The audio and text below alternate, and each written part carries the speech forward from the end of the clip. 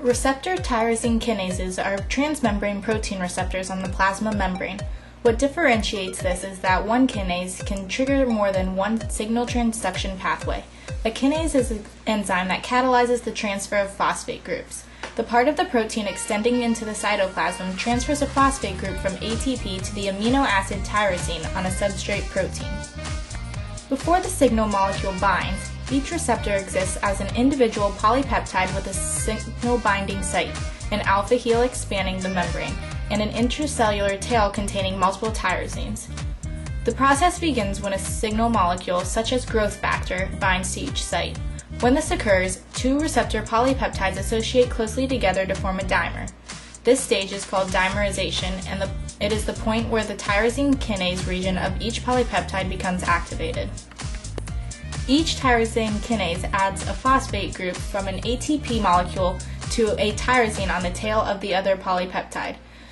The completely phosphorylated dimer is a fully activated receptor tyrosine kinase.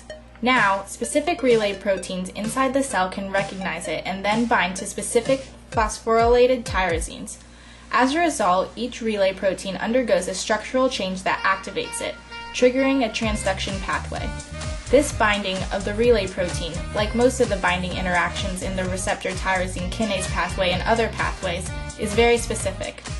Molecular specificity provides for accuracy and precision in cellular processes, and this molecular specificity, along with amplified or varied pathways, guard against errors.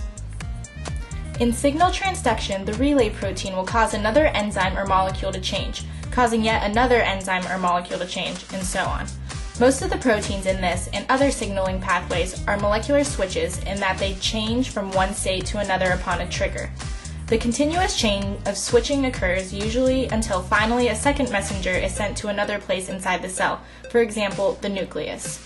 One of these receptors can activate 10 or more transduction pathways, meaning one signal can result in many cellular responses. This is called signal amplification. One example of this pathway is the hormonal signaling of insulin.